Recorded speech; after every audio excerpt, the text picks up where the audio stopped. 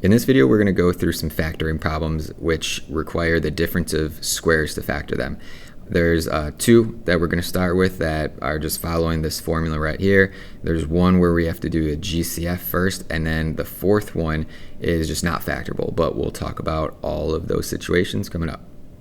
So let's check out our first problem. We have x squared minus 25, and to factor using the difference of two squares, we need to follow this formula right here, meaning x squared needs to be a perfect square, this second term needs to be a perfect square, and then we need subtraction in the middle, which we have, and then we could factor it using this formula right here. So first off, if we're looking at the x squared, we know that the a value right here would just be x because we are squaring x to get x squared. Then our b value would be 5 because we're squaring 5 to get 25. So if you rewrite it, you could do it like this. Well, x squared minus 5 squared. And that's the same thing as what we started with. So then you could write it in this formula. So my a is going to be x, my b is going to be 5. I write it with addition and then again with subtraction. And that's how you'd factor the difference of two squares. And if you distribute this out, like if you're checking it, you do x times x, which is x squared, x times negative 5, which is negative 5x, this times this, 5x, and this times this, which is negative 25. These middle ones cancel out in the middle, and then we're left with what we started with, x squared minus 25. Now, sometimes I'll see as a common mistake, someone might factor it like this. They'll put addition both ways, or they'll do subtraction both ways. However, this won't work because if you distribute them out, you're not going to get what we started with here. So I'll go ahead and show you what that looks like. I'm distributing out the different terms and whatnot, and you'll come to two final answers, two trinomials, which will not be equivalent to the original expression. So let's take a look at another problem. So let's see what we've got. Perfect square here, another perfect square here, and then we have subtraction in the middle.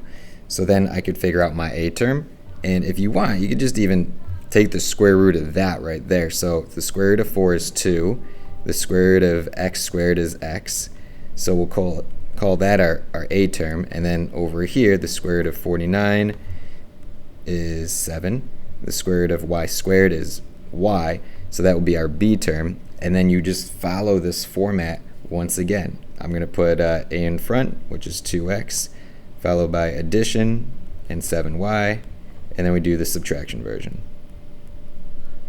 And if you distribute this all out, you would get what you originally started with here, 4x squared minus 49y squared.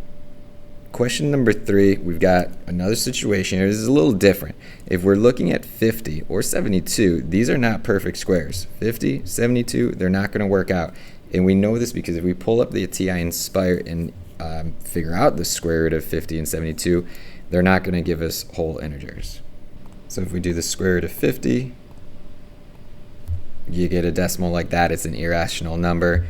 Even if you do the square root of 72, just to check it as well, we're going to get another decimal. It's an irrational number, and we can't do that when it comes to difference of two squares.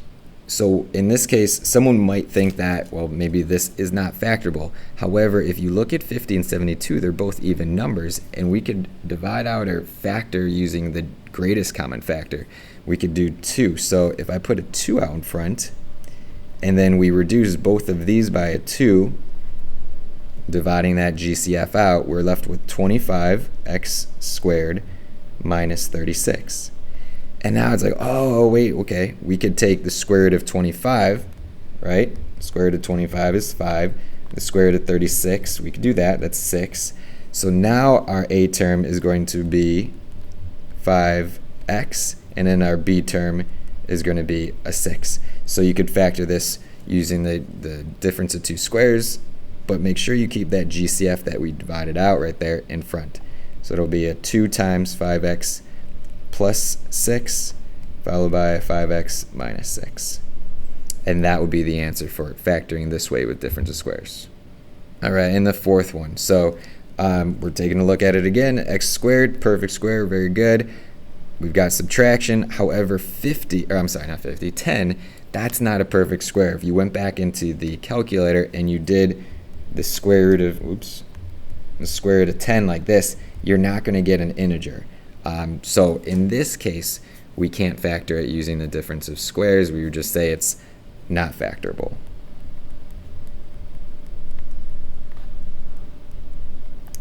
And if you're wondering what it looks like, what that answer would be if we did take the square root, here it is in the calculator. Do square root of 10. It's not an integer, so we can't do it. So just to recap, I could go through these problems. Remember, the three conditions that we need is a perfect square to start, a perfect square to end, and we need subtraction in the middle. This one was a pretty common one, x squared minus 25, that we'd go through. We distribute it if we put addition, and we realized that this would not be what we started with here. We distributed with subtraction and realized our answer here would not be what we started with, so that's why one has to be addition and one has to be subtraction, or else it doesn't work. In the second problem, we had a leading coefficient here with 4, but that's okay because 4 was a perfect square, so we're able to still use the difference of squares, and we had our addition and subtraction right there. The third one, we had to divide out a GCF. Our greatest common factor was 2, so if these are not perfect squares, always check, can you divide out a GCF? Can you somehow adjust what you're starting with so that you can do the difference of two squares like this? And then go ahead and do that if possible. And then last but not least, you just might have one that is not factorable using this method.